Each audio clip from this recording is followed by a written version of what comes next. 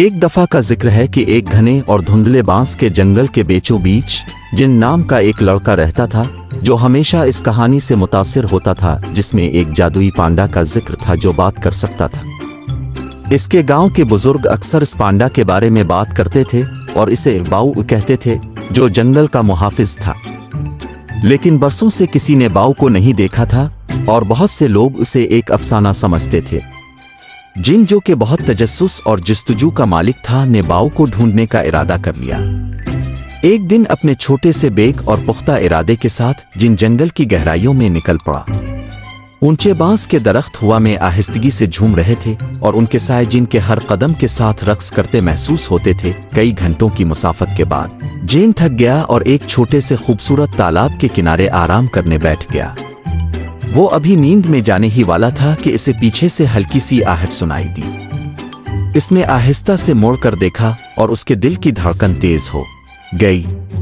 वहां एक बड़ा नर्म और मुलायम पांडा खड़ा था जिसका सियाह और सफेद रंग सूरज की रोशनी में चमक रहा था। तुम यकीनन बाऊ हो, जिन ने हैरत से कहा। अपनी खुशी को काबू में न रखते हुए पांडा हंस पड़ा, एक गहरी और गर्म हंसी जिसकी गूंज पूरे जंगल में सुनाई दी। हाँ, मैं बाऊ हूं, वो पांडा ने जवाब दिया और जिन के पास बैठ गया। और तुम बड़े बहादुर हो छोटे दोस्त कि यहाँ तक आ गए। जिन की आंखें हैरत से चमकने लगे। मैं हमेशा तुमसे मिलना चाहता था। गांव वाले कहते हैं कि तुम जंगल के मुहाफिज हो, क्या ये सच है? बाऊ ने आहिस्ता से सर हिलाया और उसकी आंखों में गहरी सोच थी। हाँ, मैं मुहाफिज हूं, लेकिन ये सिर्फ बांस की हिफाजत के बारे में नहीं है। मैं पूरे जंगल के तवाजुन को बरकरार रखता हूं। जानवरों, पौधों, दरियाओं, सबका हर चीज एक दूसरे से जड़ी हुई है। कई दिनों तक जिन बाऊ के साथ रहा और उसने फितरत के नाजुक तवाजुन और हम आहंगी की अहमियत सीखी।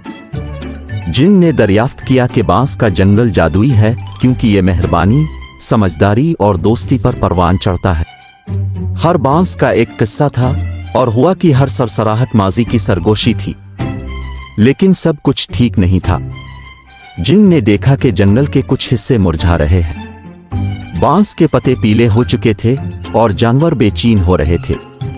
बाऊ ने इसे बताया कि जंगल बीमार हो रहा है क्योंकि गांव वाले लालची हो गए थे और बहुत ज्यादा बांस काट रहे थे, जिससे कुदरती तवाजुन बिगड़ रहा था। मैं मदद कर सकता हूं, जिन ने जोश से कहा। मैं गांव वालों से बात करूंगा, हम ज्यादा बांस लगाएंगे और मिलकर जंगल को बहाल करेंगे। बाऊ मुस्कुराया, लेकिन इसकी आंखों में उदासी थी। ये आसान नहीं होगा जिन। इंसान अक्सर तवाजुन की अहमियत को भूल जाते हैं, लेकिन अगर तुम उन्हें दुखा सको तो शायद उम्मीद बाकी है। बाऊ की रहनुमाई में जिन गांव वापस आया और सबको इकट्ठा किया। इसने दिल से जंगल की अहमियत के बारे में बात की कि किस तरह हर चीज एक दूसरे से जड़ी हुई है, किस तरह ज्यादा बांस काटने से जानवरों और पौधों का घर बर्बाद हो रहा था।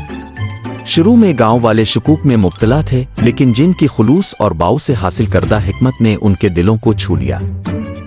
जल्द ही गांव वालों ने फितरत के साथ जीने का अहद किया और जंगल की हिफाजत के लिए काम करने लगे।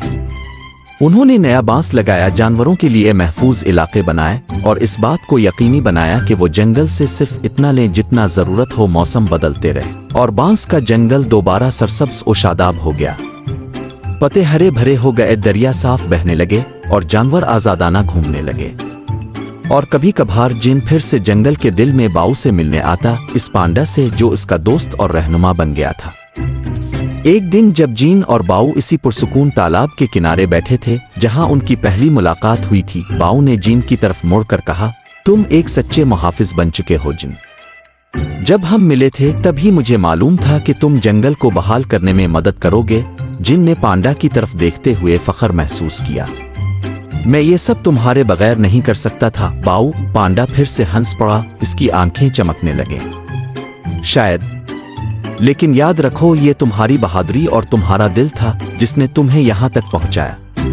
और अब ये जंगल नस्लों तक खुशहाल रहेगा। और यूं लड़का और पांडा मिलकर जंगल की हिफाजत करते रहे और उनकी दोस्ती वक्त के साथ साथ और मजबूत होती गई।